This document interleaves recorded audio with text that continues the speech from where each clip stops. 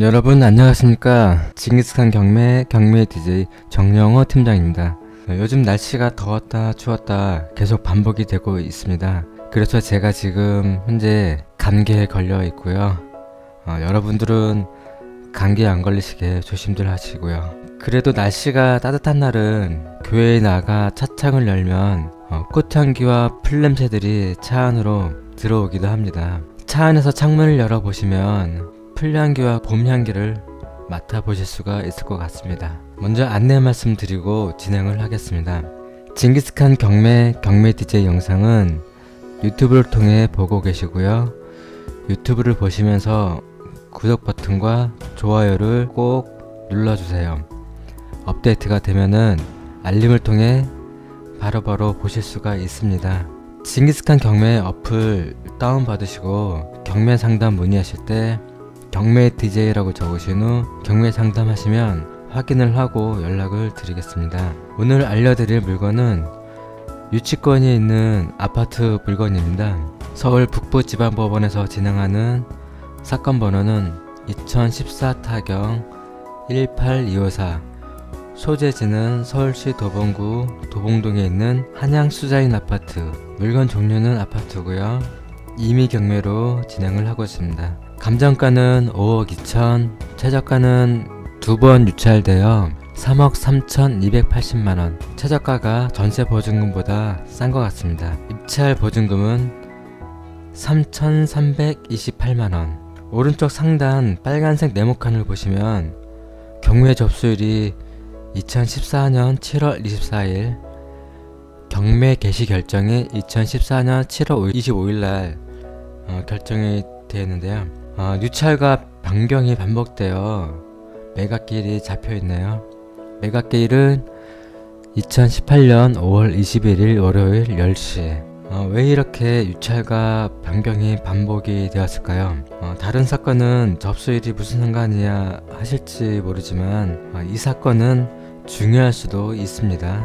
매각 물건 명세서인데요. 오른쪽 빨간 네모칸 최선순위 설정일자가 있고 배당요구 종기일이 있습니다. 밑으로 보시면 점유자 서모씨가 있고 권리신고를 했고 2014년 5월 23일부터 2015년 5월 22일까지 계약이 되어 있네요. 보증금은 2,500만원에 월세 차임이 120만원, 확정일자를 받았고 배당요구를 했습니다. 권리분속으로는 임차인이 있지만 최선순위 설정일자보다 전입일이 늦고 후순위이고 배당 요구를 했기 때문에 입찰하셔도 되는 그런 물건입니다. 그런데 잘 보시면 경매 접수일보다 약 2달 정도 늦죠. 참 안타까운 상황입니다. 경매 진행 중인 집에 임차를 한 것이에요. 임차인 입장에서는 어떻게 보면 참 힘들 수도 있는, 재산을 날릴 수 있는 그런 상황입니다. 그런데 다른 쪽으로 생각을 해보시면 이해관계자일 수도 있다는 그런 생각을 해볼 수도 있죠. 현황 조사서입니다. 중간쯤에 보시면 해당 호수를 호출한 바 본인은 손님으로 왔는데 임대차 관계 그런 건 잘 모르고 사는 사람은 서모씨가 맞다고 함, 이렇게 적혀 있습니다.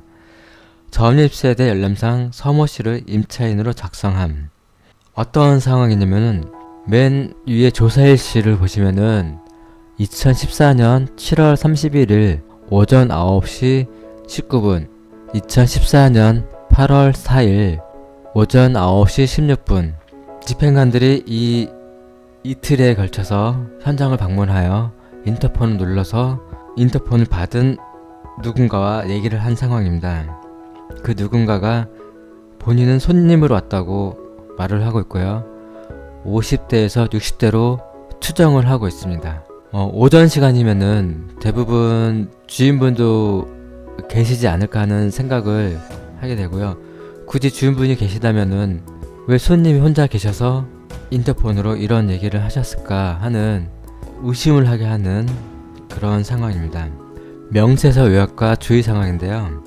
1번을 보시면 2014년 10월 6일자 서모씨로부터 5,240만원의 유치권 신고가 있었으나 신청 채권자 서울신용이 토해서 승소하여 피고의 공사 대금을 피담보채권으로 하는 유치권은 존재하지 아니함을 확인한다 라는 확정 판결문을 제출하였음. 이렇게 적혀 있습니다. 임차인 서모씨가 전세보증금 2,500만원, 월세 차임을 120만원 1년 계약에서 사시면서 5,240만원에 공사를 해서 유치권 권리 신고를 했습니다. 여러모로 보면은 좀 이해가 안 되는 상황이죠. 정말 이분이 진성이라면 법원 조사 당시 말을 했어야 하지 않을까 하는 생각을 합니다.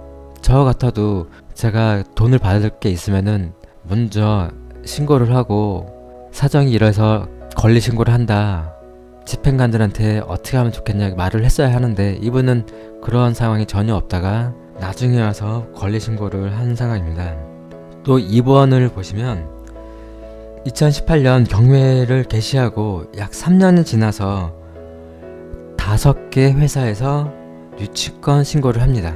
경매 시작 전에 소유자가 공사한 대금을 달라는 걸까요? 아니면 임차인 서모씨가 지금까지 사시면서 또 공사를 해서 유치권 신고를 했을까요? 임차인은 15년 5월까지 임차의 계약이 되어 있었는데 말이죠. 물론 임차인 서모씨가 지금까지 살고 있을 수도 있고요. 아니면 다른 점유자가 있을 수도 있죠. 어찌됐든 유치권 신고액은 8,900만원입니다.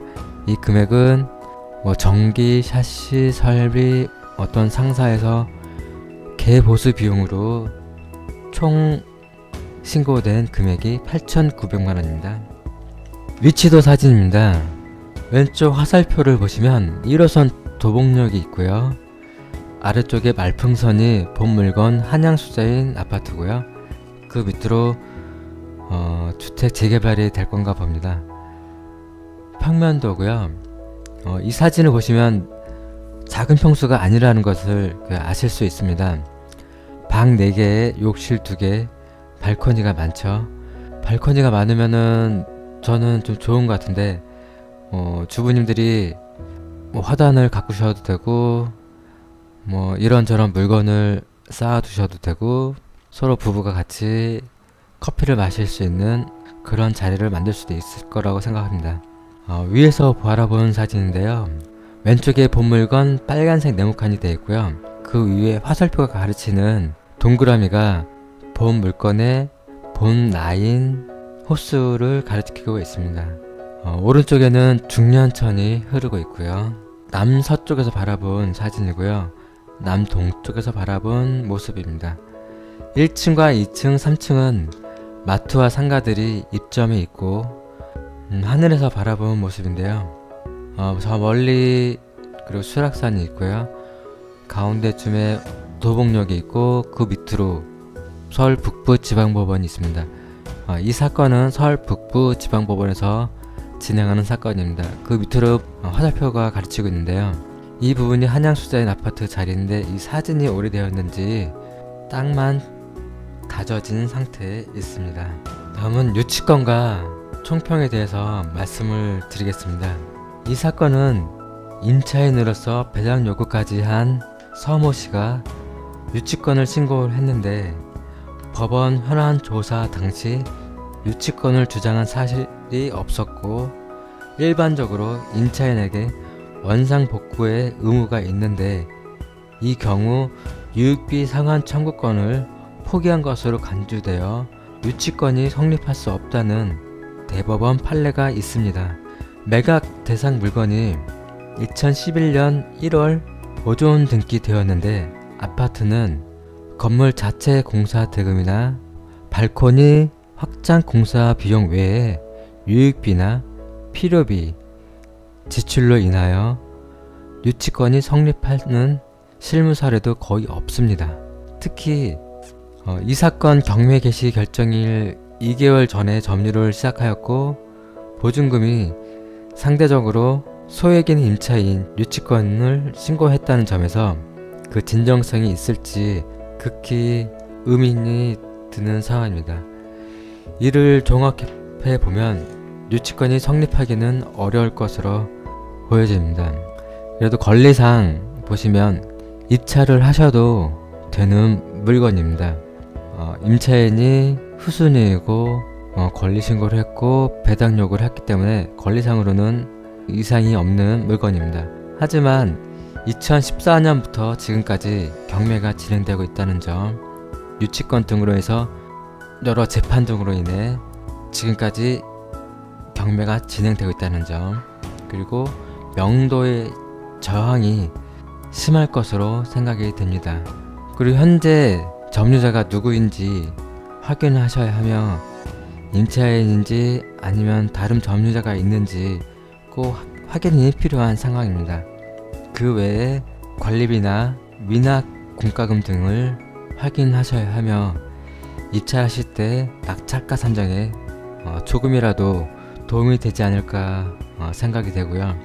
입찰을 하셔서 이러한 문제점 등을 푸실 수 있다면, 특히 유치권이나 명도에 대한 그런 부분을 내가 푸실 수 있다 하시면 도전을 한번 해볼 만한 가치가 있지 않을까 생각을 합니다.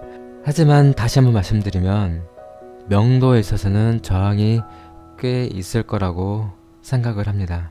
징기스칸에서는 여러 직원들이 유튜브를 통해 여러분들에게 좋은 물건을 알려드리고 소개시켜 드리려고 노력하고 있습니다. 응원과 성원을 부탁드립니다. 유튜브를 보시면서 좋아요와 구독 버튼을 꼭 좀 눌러주시고요. 더욱더 알찬 내용으로 여러분 앞에 다시 한번 인사를 드리겠습니다. 지금까지 경매 DJ 정영호 팀장이었습니다. 감사합니다.